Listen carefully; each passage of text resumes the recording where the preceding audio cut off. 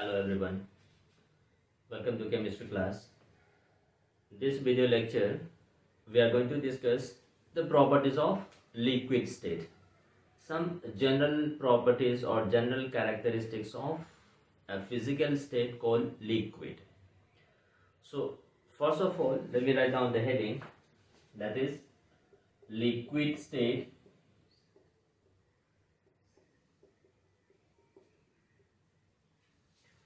Now when we talk about this liquid state, as we know, the intermolecular distance between the molecules is less compared to that of gas, whereas the intermolecular distance between the molecules of liquid is greater than that of the solid. So this is something in between solid and gas, and in between these two we have this liquid state.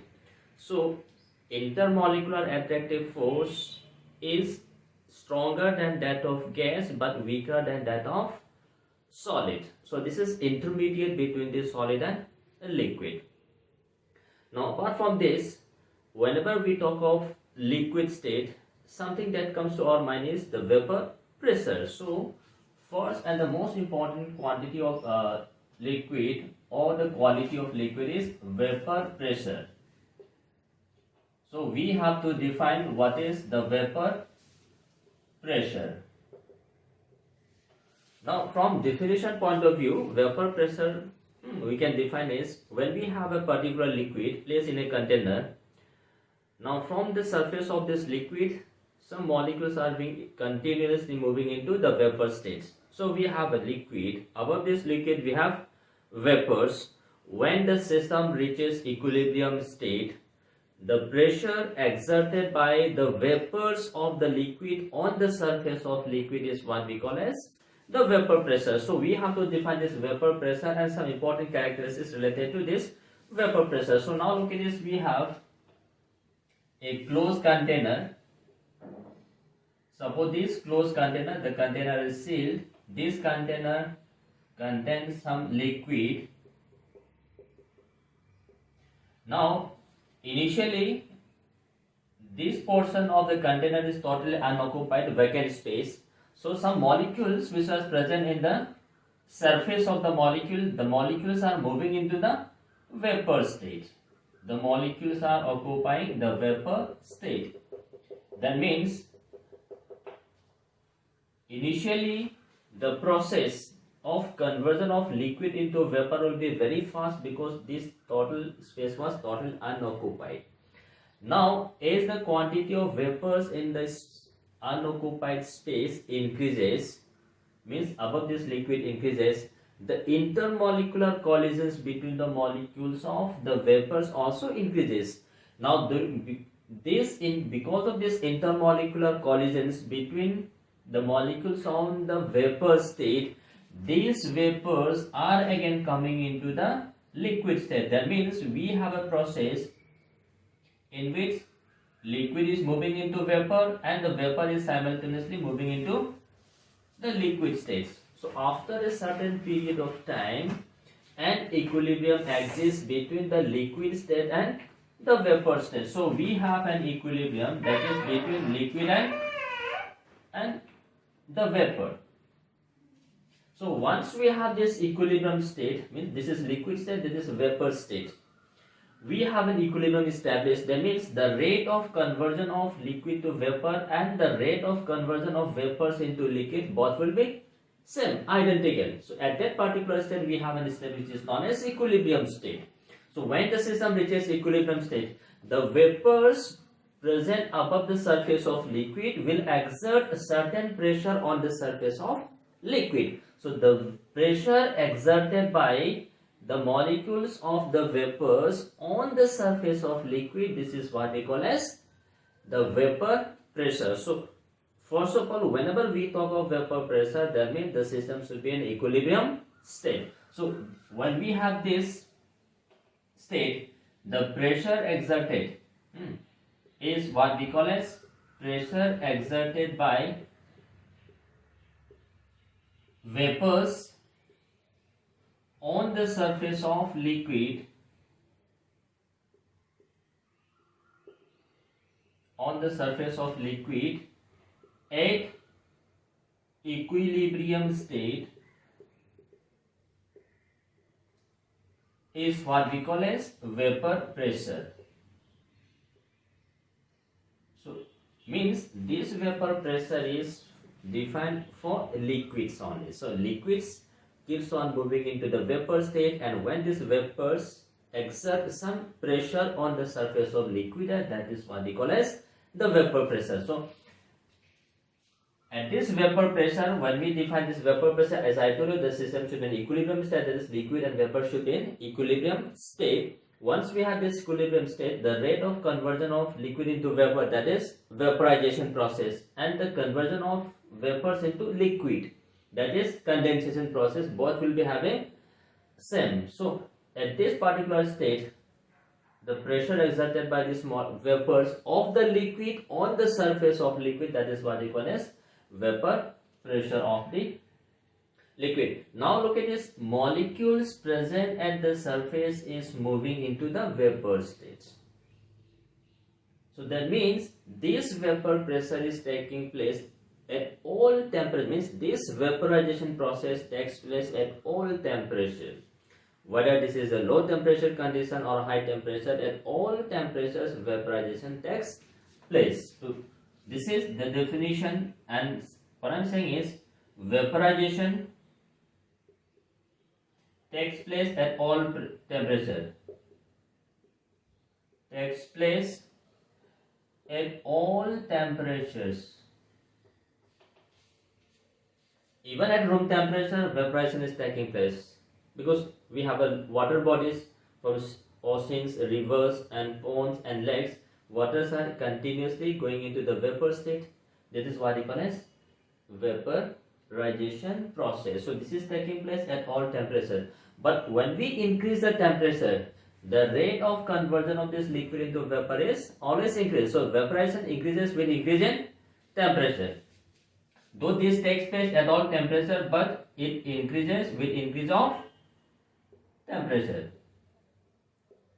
With increase of temperature, that means as the temperature is increased, the vaporization process will be more. If the temperature is low, the vaporization process will be low. But vaporization, whether this is taking place at high speed or low speed, that all takes place in all temperatures. Now this variation of vaporization with temperature is given by an equation which is known as Clapeyron equation, and this equation says logarithm of P, that is the vapor pressure of this liquid, is equals to minus delta H vaporization divided by R T plus some log K. And if I say log C,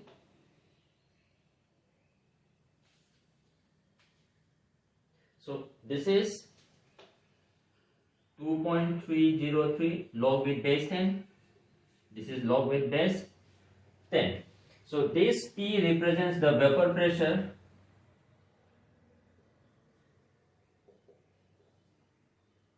Vapor pressure. T represents temperature, that is measured in terms of Kelvin scale.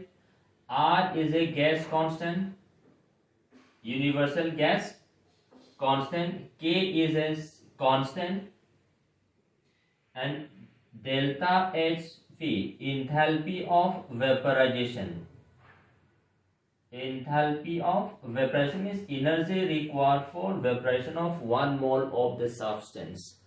Means we have 1 mole of liquid, so from this 1 mole of liquid, how many energy is required, how much energy is required to convert this into the vapor state. That is what we call as enthalpy. So enthalpy here we means the energy, enthalpy of vaporization, and this equation is what we call as Clapeyron equation.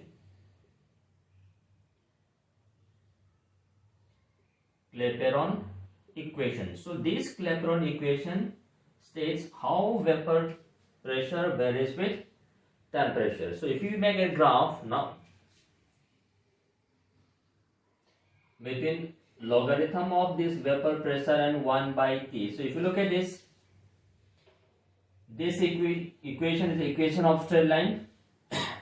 This is Y, this is C, this delta H vaporization by 2.303 R is the slope, 1 by T is the X.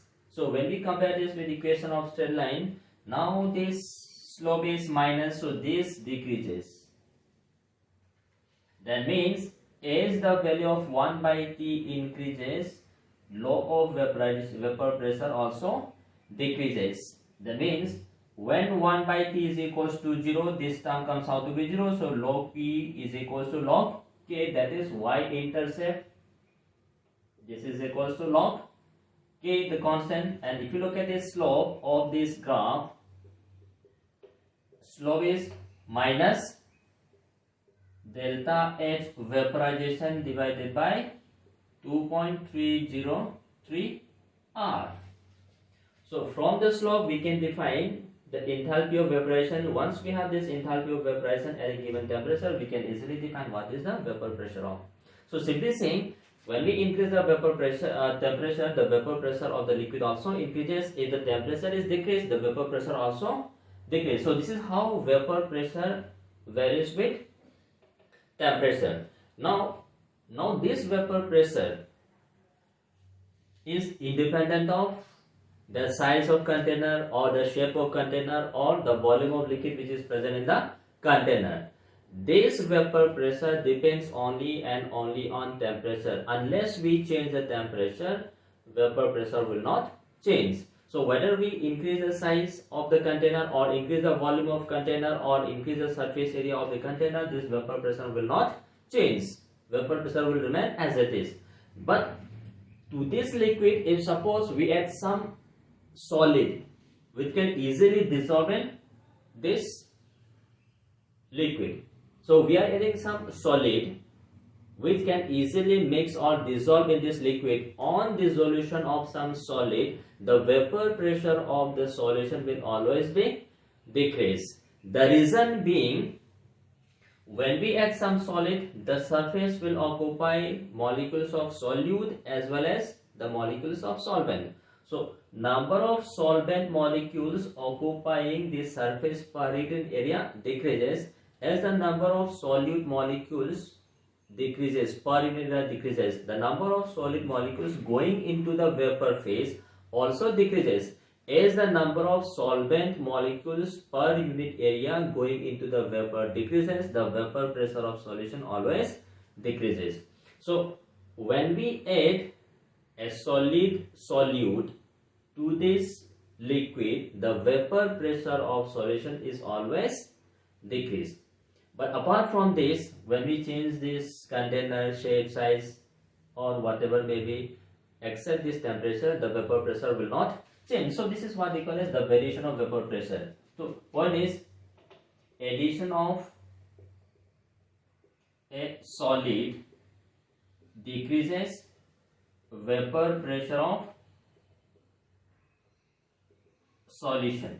So when we add solid solute, only then the vapor pressure will decrease. This, as I told, this is due to increase in number of molecules of solvent present in the surface per unit area going into the vapor, that is decreased due to the occupancy of this surface by solute as well as solvent molecules. So this is how vapor pressure decreases. Now this vapor pressure has got various important applications. One of the very important application is what we call as the boiling point. We define this boiling point. Normally we say that boiling point is a particular temperature when a particular liquid is boiled, but this is not the correct definition of boiling point.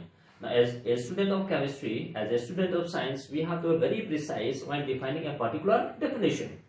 Now, this boiling point is defined as a particular temperature when the vapor pressure of the liquid is equals to the external pressure. So when this condition is satisfied, only then the liquid will boil. That is, when this vapor pressure is equals to the external pressure, then this temperature is what we call as the boiling point. So a boiling point is defined as a temperature when the vapor pressure is of the liquid is equals to the external pressure. So at boiling point, external pressure is equals to the vapor pressure. If this condition is satisfied, only then the vapor liquid will boil. If the external pressure is greater than vapor pressure, if this vapor pressure is not equal to external pressure, then boiling point will be not be defined. So boiling point defined तभी करेंगे when the external pressure is equal to the vapor pressure of the liquid. Now, if we set this external pressure as 1 atm, when the external pressure is 1 atm, then that particular point is known as normal boiling point.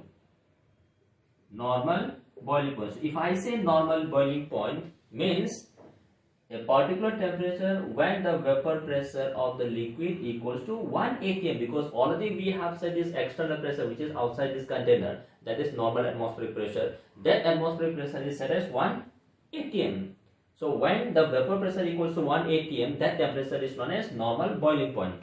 Then if this pressure external, if this external pressure is set at 1 bar, then that particular temperature is known as standard boiling point. Standard boiling point. So we have defined two types of boiling point: normal boiling point and standard boiling point. Normal boiling point is when the temperature at which the vapor pressure equals to 1 atm. That means we have set this external pressure to be 1 atm. When the vapor pressure equals to 1 bar, that is when the external pressure is set at 1 bar, that temperature is known as standard boiling point. So now look at this, take this water. Now this water, normal boiling point of water is 100 degrees centigrade, that is 373.15 Kelvin, whereas the standard boiling point of water is 99.6 degrees centigrade. So there is a little bit difference between the normal boiling point and the standard boiling point. So we have set this particular condition, external pressure को हमने set किया. Now look at this. If the external pressure is less, less amount of energy is required to become this vapor pressure equals to the external pressure, then the boiling point will be low. If the external pressure is high, means for this vapor pressure to equals to external pressure, we have to supply more amount of energy. So when we add a solid, vapor pressure decreases. As the vapor pressure decreases, boiling point will increases. If the vapor pressure is high, then the boiling point will be less. So this is how we define boiling point. Now this vapor pressure, apart from this temperature, as I have told you, this is proportional to temperature. As the temperature is increased, vapor pressure increase. If the vapor pressure is more, obviously boiling point will be less. So simply what I'm saying, so this boiling point is inversely related to vapor pressure. If the vapor pressure of the solution is more, boiling point will be less. If the vapor pressure is less, then the boiling point will be more. So whenever the vapor pressure of the liquid is high, the boiling point will be less. So this is how this vapor pressure is related to boiling point. Now this vapor pressure also depends on some other factors apart from this temperature. This vapor pressure also depends on the nature of liquid.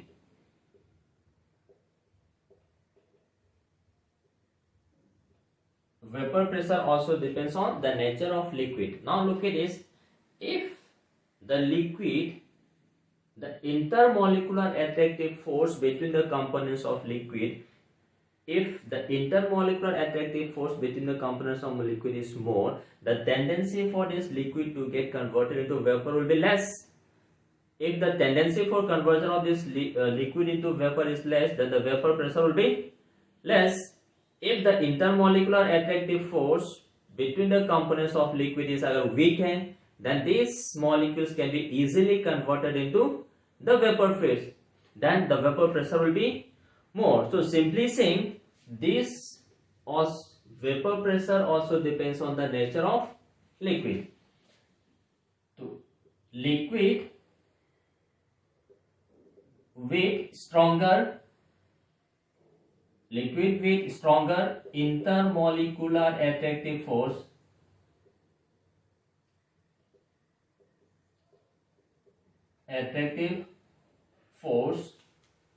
will have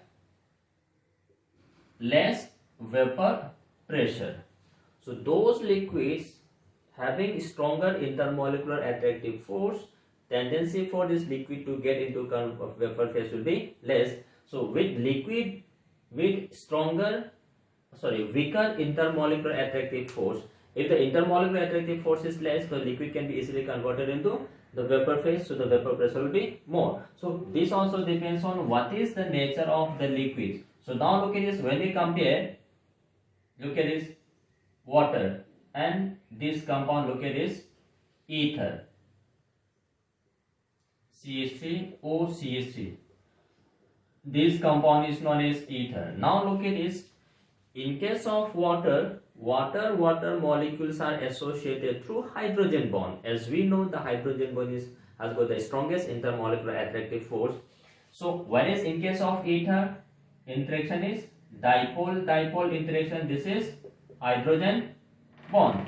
Now intermolecular attractive force present between the molecules of water is hydrogen bond. Now hydrogen bond is stronger than that of dipole interaction. So as water molecules are associated with stronger bond, the vapor pressure of water will be less than that of ether. So when we compare the vapor pressure of this ether will always be greater than that of water. So we have to identify, while comparing the vapor pressures, we have to see the nature of interaction present between the molecules of different molecules. If the association is strong, vapor pressure will be less. If the intermolecular attraction is less, weak, then the vapor pressure will be more. So this is how this vapor pressure depends on some factors. So as I told you a brief about this vapor pressure and how this vapor pressure is affected and what are the factors on which this vapor pressure is dependent, and by looking at this vapor pressure we can define the boiling point of a particular liquid. And for this I have defined different standards here: standard boiling point and normal boiling point. And at boiling point the external pressure should always be equal to the vapor pressure of the solution. Now we are using the term vaporization and the boiling. Though these two terms seems to be similar, but there are some fundamental difference between these terms, evaporation and the boiling. Let me give you some brief idea about the difference between these two. So we have this evaporation and we have boiling. Now we are comparing this evaporation and the boiling process. As I told you, evaporation takes place at all temperature. At all temperature, evaporation takes place, whereas boiling takes place only at a fixed temperature. At a fixed temperature. So evaporation will occur at all temperature, whereas boiling takes at a particular temperature. Now, as I told you, while defining this vapor pressure, that is evaporation, as I told you, only the molecules present in the surface goes into the vapor. So that means this evaporation is a surface phenomenon, means only the molecules present in the surface of the liquid goes into the vapor state, whereas this boiling is a bulk phenomenon. That means molecules present inside the bulk of liquid is going into the gaseous state. That is what we call as boiling. Now look at this. As here we are saying, evaporation is a surface phenomenon. So as the surface area increases, evaporation will increase. increases on increasing surface area. When we increase the surface area, evaporation increases. But now look at this boiling. Since this is a bulk phenomenon, this has nothing to do with surface area.